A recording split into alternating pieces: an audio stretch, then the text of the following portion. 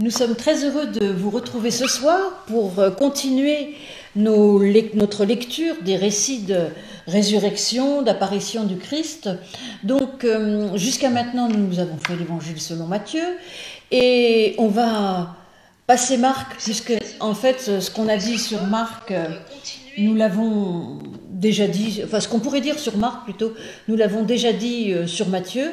Donc je vous propose qu'on aille directement dans l'évangile de Luc au chapitre 24.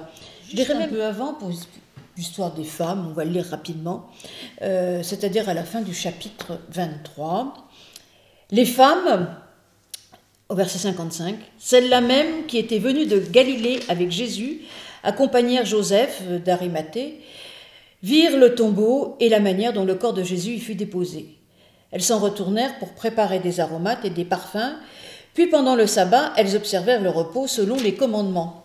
Donc alors ces femmes, si vous voulez savoir qui elles sont, vous allez au chapitre 8 de l'évangile de Luc et vous apprenez qu'il y a Marie-Madeleine, une autre Marie, enfin bon. Vous voyez un peu que depuis longtemps, les femmes suivent Jésus.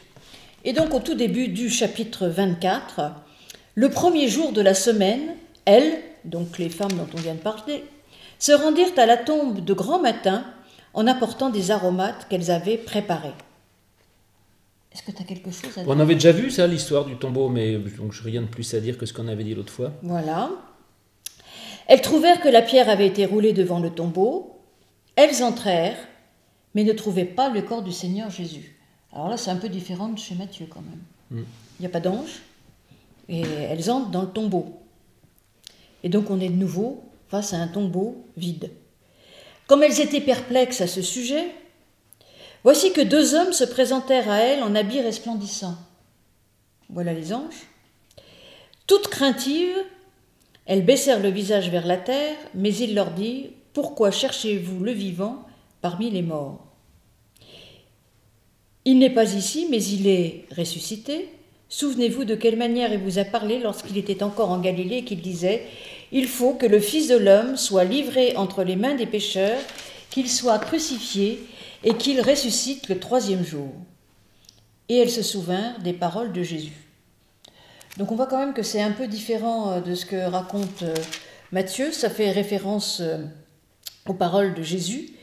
Il y a vraiment un dialogue plus important entre les anges et les femmes dont on nous dit qu'elles sont à la fois perplexes et craintives. Donc on retrouve la peur quand même qu'il y a dans l'évangile de Jean et d'ailleurs dans l'évangile de Matthieu et dans l'évangile de Marc. Et donc elles se souviennent des paroles. Ça a fait, à mon avis, un peu référence à ce qu'on retrouve dans l'évangile de Matthieu et de Marc, lorsqu'il dit « vous allez le retrouver en Galilée ». Là, il ne les renvoie pas en Galilée, en fait, mais il leur rappelle ce qui a été dit au début. Donc, c'est un peu... on tombe dans la même chose. Donc, nous continuons. Du tombeau, elles s'en retournèrent pour annoncer tout cela aux 11 et à tous les autres. C'était Marie-Madeleine, Jeanne, Marie, mère de Jacques, et les autres avec elle. Elles dirent aux apôtres, mais ces paroles leur apparurent comme une niaiserie, et ils ne crurent pas ces femmes. Mais Pierre se leva et courut au tombeau. En se baissant, il ne vit que des bandelettes qui étaient à terre, puis il s'en alla chez lui dans l'étonnement de ce qui était arrivé. Alors moi, ce que je trouve étonnant, mais ça rejoint quand même quelque chose. Tu te demandais pourquoi Jésus avait choisi 12 disciples hommes. Ben, on voit que la parole des femmes avait quand même pas grande importance. Même les disciples, voyant ces femmes qui connaissaient certainement très bien, puisqu'elles suivaient Jésus depuis le début, et elles parlent et disent c'est des niaiseries. Bon, c'est des niaiseries qui mettent quand même Pierre en route. Bien.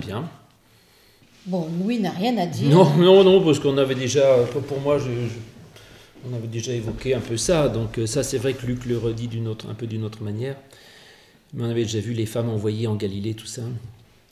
Ouais. Donc Pierre suit, très bien. Bon, et maintenant on va arriver à Emmaüs.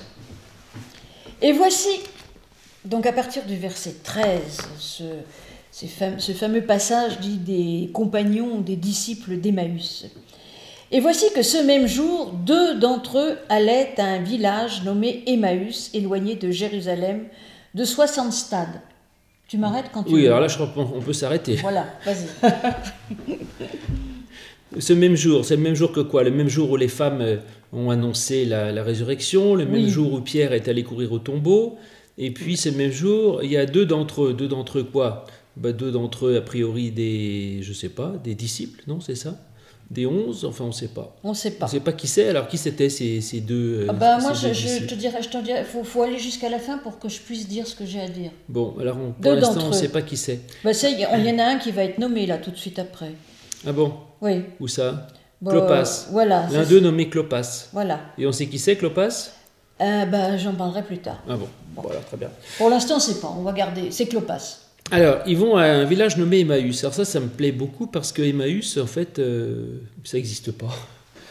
Enfin, on nous montre un état d'Emmaüs. Si vous allez en Terre Sainte, on vous montre des tas de villages qui s'appellent Emmaüs. En fait, c'est-à-dire que, comme on dit que c'était à 60 stades, c'est ça, de Jérusalem, donc les tours opérateurs prennent un compas, puis ils mesurent 60 stades autour de Jérusalem, puis dès qu'ils trouvent un village, ils disent ça, à mon avis, c'est Emmaüs. Donc il y a plusieurs candidats d'Emmaüs, et je pense que suivant les tours opérateurs, on ne vous fait pas visiter le même. Il y en a un au sud, l'autre à l'ouest, l'autre machin, etc. Parce qu'il n'y a pas de village qui s'appelle Emmaüs. Alors ça dès qu'il y a des mystères comme ça m'intéresse. Ben oui. Alors ce qui m'intéresse surtout, c'est que si on regarde dans le texte grec, il me semble qu'il y a énormément de variantes sur le nom du village. C'est-à-dire que les manuscrits sont absolument pas d'accord sur le nom du village. Certains disent que c'est Emmaüs, d'autres disent que c'est Oulamaous, et d'autres encore Oulamlouz. Donc il y a 3 noms de villages possibles. Alors Emmaüs, ça n'existe pas, je ne sais pas ce que c'est. Oulamaous, ça je sais, c'est un village qui existe dans l'Ancien Testament, et il me semble que c'est l'endroit où a lieu le rêve de Jacob avec l'échelle. Alors là, c'est quand même assez important, parce que c'est un événement important. Vous savez, Jacob s'endort, et puis là, il fait un rêve, et il voit une échelle entre le ciel et la terre, et puis des anges dessus qui montent et qui descendent.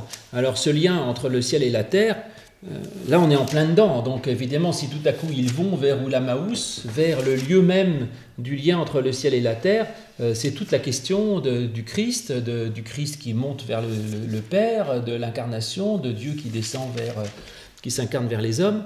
Et donc il est vraiment la question de quelque chose qui soit en lien avec ça.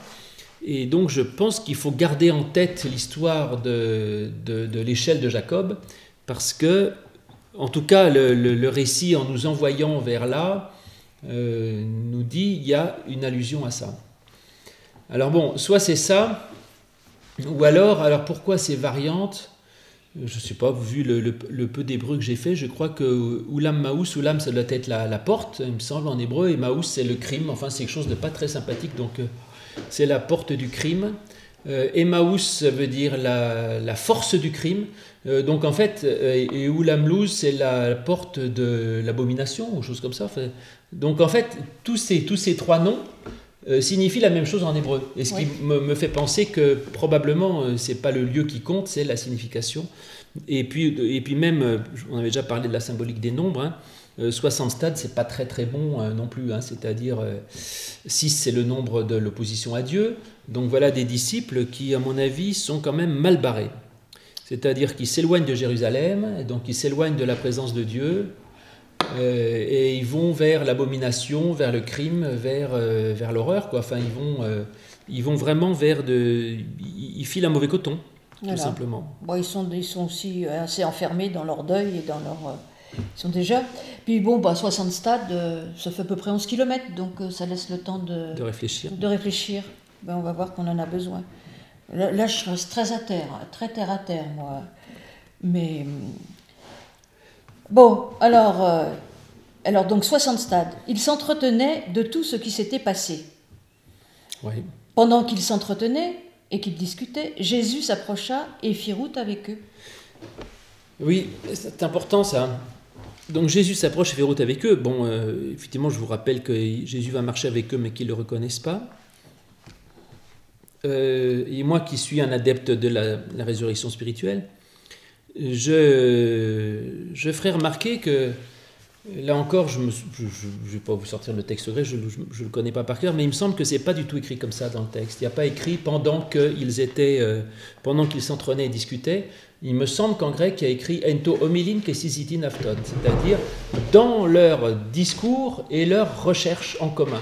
Et c'est là que Jésus apparaît, et donc Jésus apparaît pas pendant qu'il discours, mais Jésus apparaît dans leur discours et dans leur discussion en fait. C'est-à-dire que Jésus se rend présent dans la parole. Vous voyez, c'est très différent. Et là, le texte donc est trompeur, hein, une fois de plus. Hein.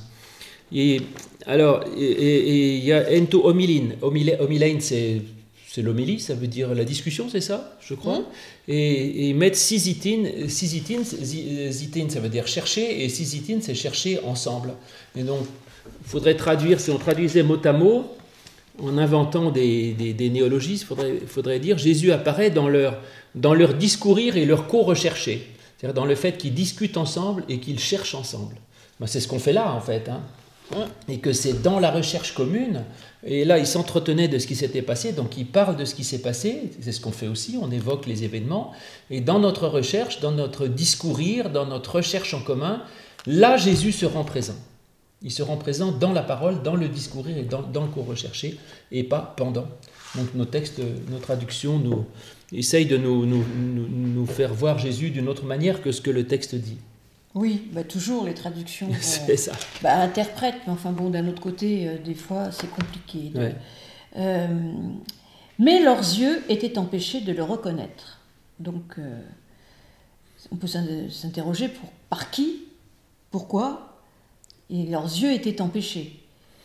C'est la même chose d'ailleurs entre nous, c'est exactement ce que dira aussi Jacob avec l'ange.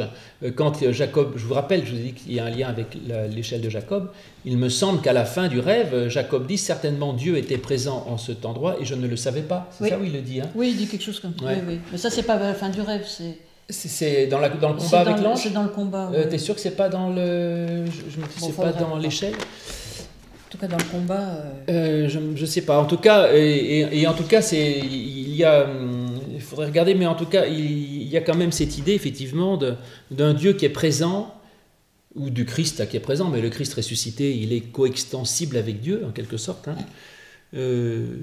Et donc, qui est présent et on ne s'en rend pas compte. Mais il y a plein d'exemples comme ça. Il y a aussi des psaumes, hein, le psalmiste qui dit « Je ne le savais pas, mais tu étais avec moi quand je criais vers toi en disant « Où es-tu » etc. Et donc, effectivement, le Dieu qui est présent dans l'épreuve, qui fait marche avec nous, et même si on ne s'en rend pas compte. Il y a cette histoire qui m'agace qu'on nous sort à tous les enterrements là, des pas sur le sable. Ah oui.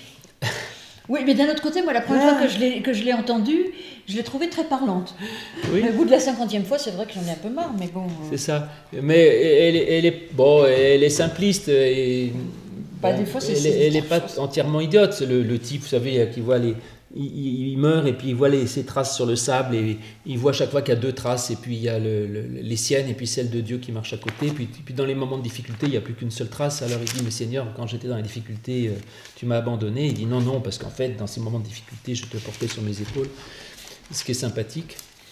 Mais effectivement cela dit la théologie n'est pas tout à fait celle-là, mais qu'en tout cas les deux traces sont toujours là même si on ne les voit pas, ça c'est sûr. Oui, tu as raison, c'est à la fin, il dit certainement l'Éternel est présent dans cet endroit, donc à la fin du songe. Ah, chic alors. Tu as raison. Et je ne le savais pas. Je ne le savais pas. Donc il y a effectivement quelque chose de semblable, cette présence de Dieu. Alors quand je vous disais que Jésus ressuscité est coextensible avec Dieu... je te trouve très christocentrique. Christocentrique, oui, parce que moi qui n'arrête pas de militer pour l'humanité du Christ... je crois que je fais une différence une fois de plus entre Jésus de Nazareth et le Christ ressuscité. Oui. Jésus de Nazareth, il avait des sandales, une barbiche, des cheveux longs et tout ça. Et ça, c'est pas Dieu, parce que Dieu n'a pas de barbiche et pas de sandales. Mais par contre, quand Jésus est mort, et une fois qu'il est ressuscité, il est retourné en Dieu en quelque sorte. Et comme Jésus est totalement transparent à Dieu et totalement plein de Dieu, le Christ ressuscité est superposable, à mon avis, avec Dieu, puisqu'il est totalement, il n'y a pas de distinction spirituelle entre lui et Dieu. Donc je suis prêt à dire que le Christ ressuscité est transparent à Dieu, enfin, et finalement Dieu lui-même en quelque sorte. Mais avant, non. C'est-à-dire que pour moi, et je pense que ce n'est pas Dieu qui meurt sur la croix, Mais dès qu'à la résurrection, le Christ ressuscité, c'est Dieu. Et d'ailleurs, le seul moment où Jésus peut être éventuellement assimilé à Dieu, c'est dans l'évangile de Jean, quand Thomas lui dit « Mon Seigneur et mon Dieu », ce qui ne veut d'ailleurs, ce qui n'est pas non plus une preuve, parce que Thomas dit d'autres bêtises avant, il dit « Si je ne mets pas mes mains, nana, je ne croirai pas », donc il dit des sottises, et peut-être qu'il dit « Mon Dieu », comme la femme de ménage qui laisse tomber son bol de farine et qui dit « Mon Dieu », donc peut-être que c'est une interjection sans que ce soit une proposition théologique, hein. Mais néanmoins, admettons que ce soit une proposition théologique. En tout cas, Jésus le prend comme tel, il répond... Il l'envoie pas balader. Il lui dit « Heureux es-tu, toi qui as cru ». Qui a cru, oui, voilà. C'est vrai. Donc il est d'accord, admettons, et en tout cas, il s'agit du Christ ressuscité, et pas du Christ avant la résurrection, pas de Jésus avant la résurrection. Oui. Bon, on va continuer. Donc...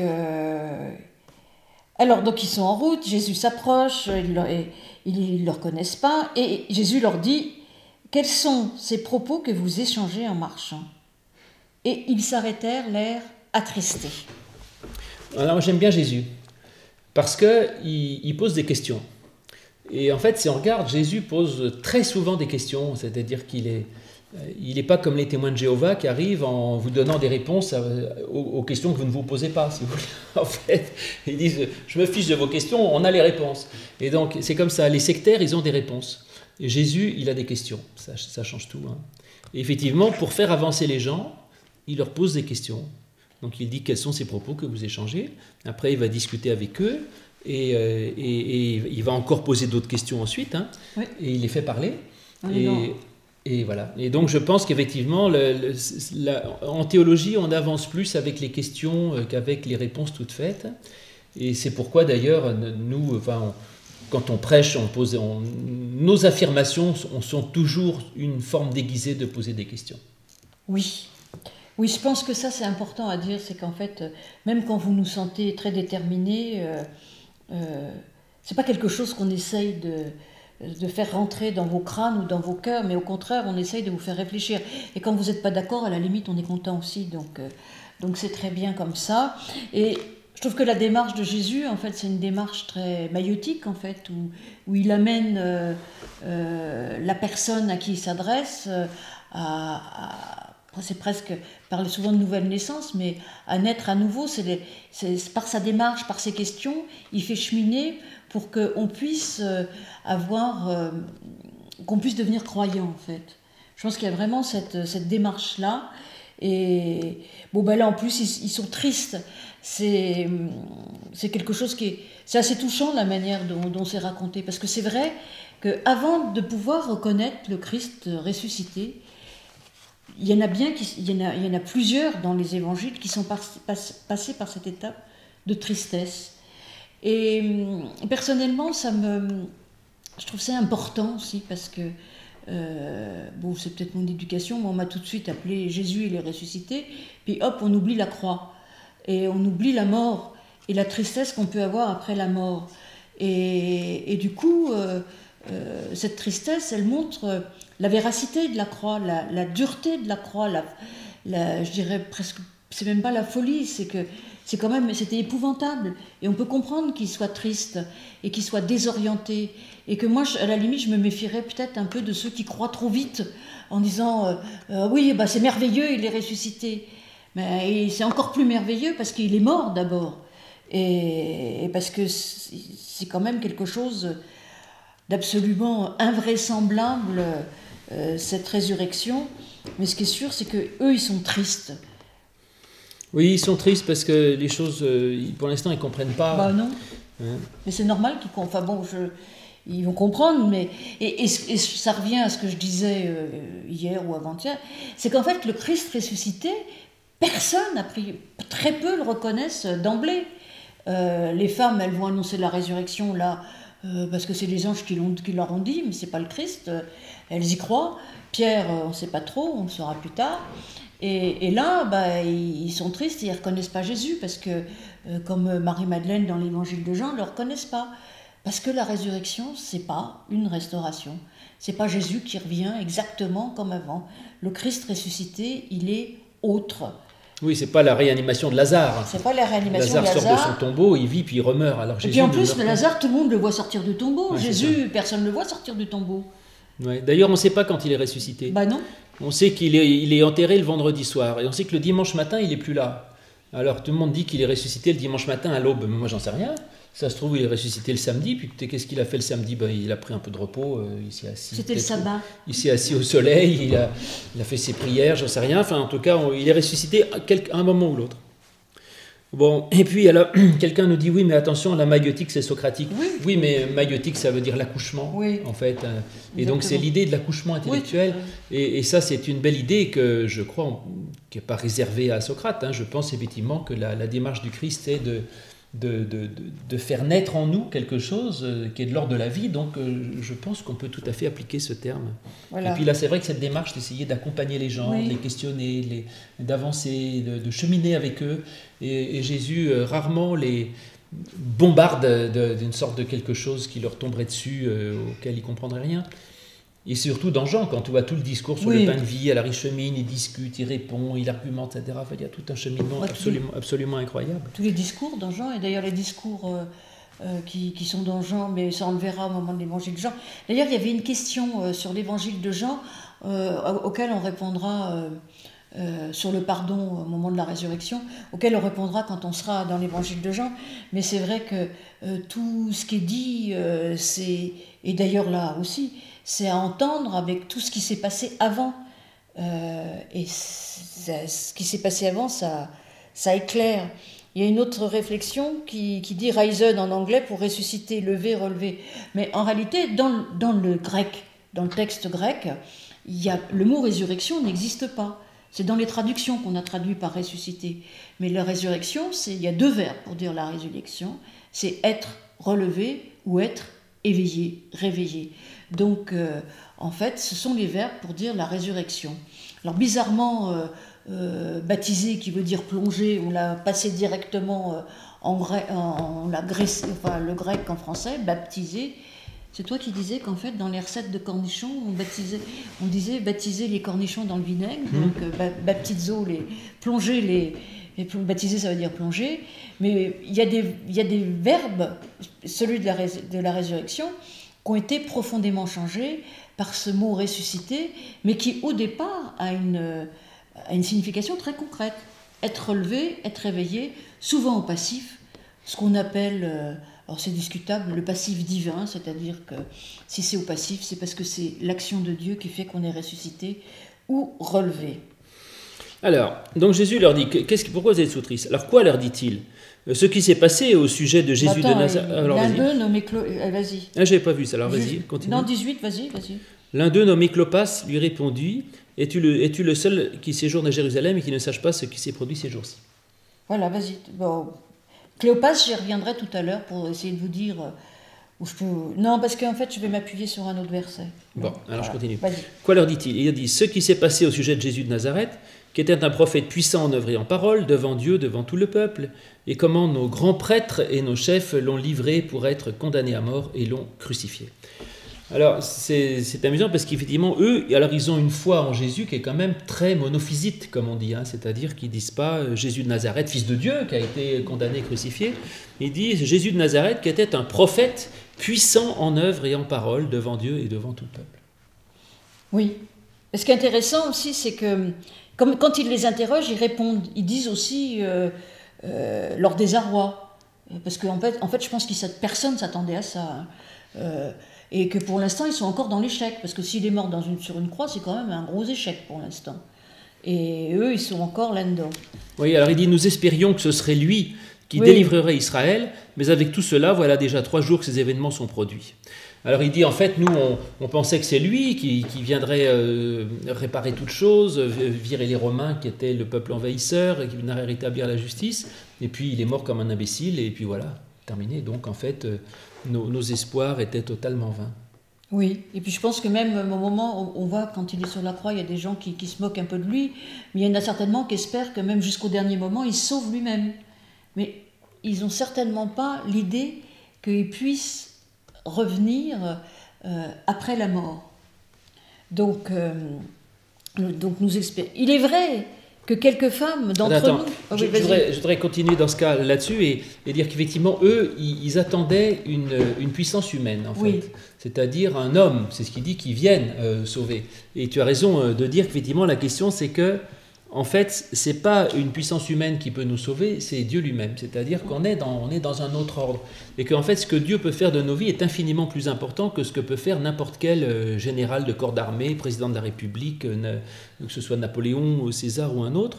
Et que par conséquent, c'est pas un homme qui peut nous sauver. D'ailleurs, il y a un verset que j'aime beaucoup dans les psaumes où ils disent « L'Éternel donc est mon sauveur ».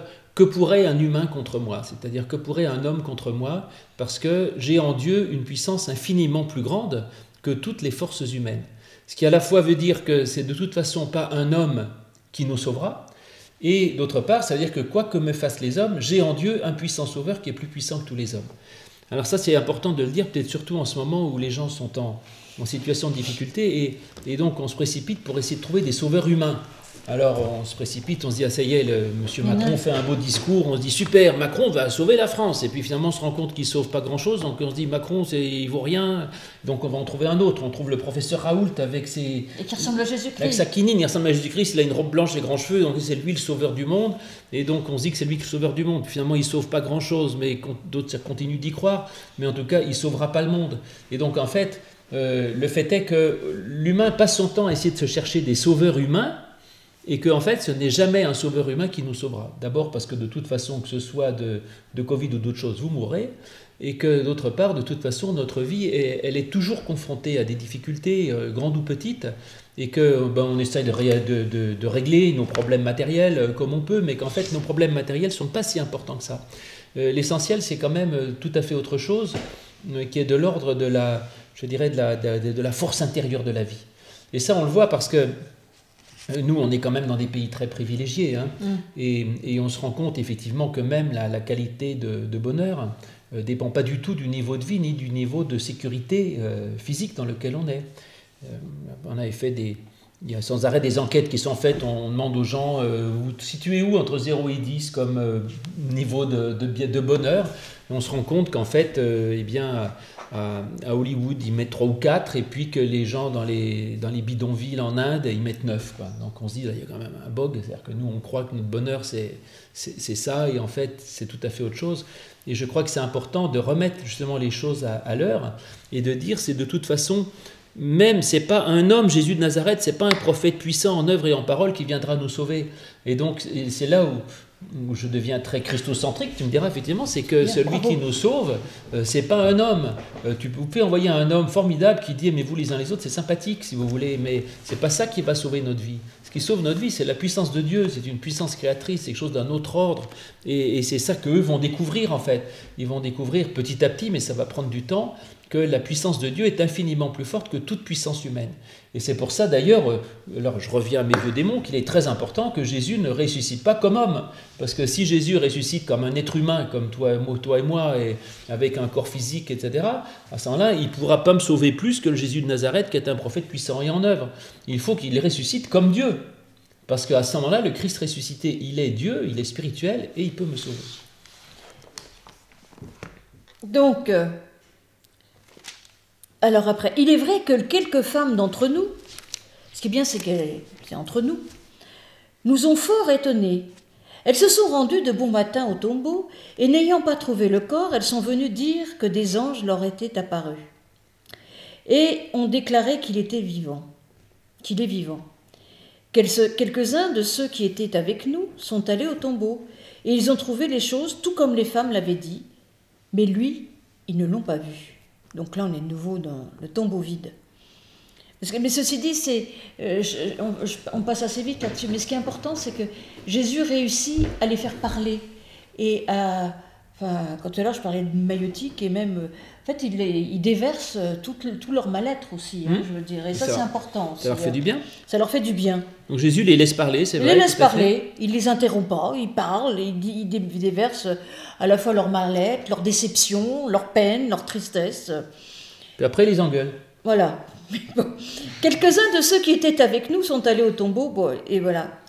Alors Jésus leur dit, « Hommes sans intelligence, et dont le cœur est lent à croire tout ce qu'ont dit les prophètes, Le Christ ne devait-il pas souffrir de la sorte et entrer dans sa gloire ? Et commençant par Moïse et par tous les prophètes, il leur expliqua dans toutes les Écritures ce qui le concernait. Il y a 11 km, donc 11 km en sandales, on met bien 2h30. Hein. Voilà. Donc, et donc, il a le temps. Il a le temps, et effectivement, ça veut dire que si vous voulez comprendre qui est Jésus, Oui, eh bien, vous prenez la Sainte Bible, voilà. vous attaquez à Genèse 1.1, Au commencement, était là-bas. commencement, et quand vous arriverez à Luc 24, vous saurez qui est le Christ. Alors, comme vous allez abandonner en route, commencez déjà par le Nouveau Testament, hein, c'est peut-être plus sûr. Commencez par Matthieu, Marc, Luc, Jean, et puis après les Actes, et puis après les Épîtres. Et quand vous aurez lu tout le Nouveau Testament, il faut 1 an pour lire le Nouveau Testament à peu près, si on lit Ça un peu dépend tous à les quelle jours. vitesse on lit. Oui. Il ne faut pas en lire trop parce que c'est comme, Après, on c'est oublie. comme la chloroquine, il ne faut pas dépasser la dose prescrite, sinon ça crée des malaises. Il faut en prendre juste ce qu'il faut, et petit à petit, et puis en tout cas il faut la lecture de la Bible, le Nouveau Testament, l'Ancien aussi, la Genèse évidemment, le La Pentateuque, il Genèse, faut le c'est- lire parce que c'est les matériaux de construction Oui. de tous les mythes. Puis je vous parle d'échelle de Jacob, sinon on n'y comprend Les rien. psaumes. Et puis les psaumes, évidemment, qui sont des... Parce que tous ces textes sont ruisselants de l'intelligence de Dieu, du naturel de la présence de Dieu, de la puissance de Dieu. Et quand on lit ces textes, sans chercher à forcément ni les comprendre, ni les décortiquer comme on fait, il faut juste les lire et s'en laisser s'imprégner. Et alors Dieu devient une sorte de présence naturelle. Et il a raison Jésus, donc il a dit, bah, écoutez, on va reprendre depuis le début. Hein. Voilà. Vous voyez, il ne leur fait pas d'ailleurs de cours de théologie, il dit, on va reprendre Il raconte. l'écriture. Il raconte. Ouais. Je trouve ça merveilleux parce que finalement, il est conteur pratiquement. C'est ça. Et c'est vrai que on va pas tarder à s'arrêter, mais ce qui est très étonnant dans la Bible, c'est que c'est un livre qui dit la foi. C'est un livre entre guillemets, mais c'est un livre de récit. C'est l'histoire d'un peuple. Et puis après, c'est l'histoire de quelques bons hommes qui se baladent avec Jésus. Et après, c'est un récit de vie presque, Paul. C'est aussi un récit il y met ses tripes en fait. Et ça, je trouve ça, parce que c'est à la fois profondément humain, il y a de la patte humaine, et au cœur de cette patte humaine, on peut découvrir Dieu. Et là, je trouve qu'il n'y a pas d'autre religion où Dieu se présente à nous comme ça, à travers les humains. Et Dieu est là. Il faut en effet repartir au début. Alors, je te rejoins, il faut probablement commencer par le Nouveau Testament.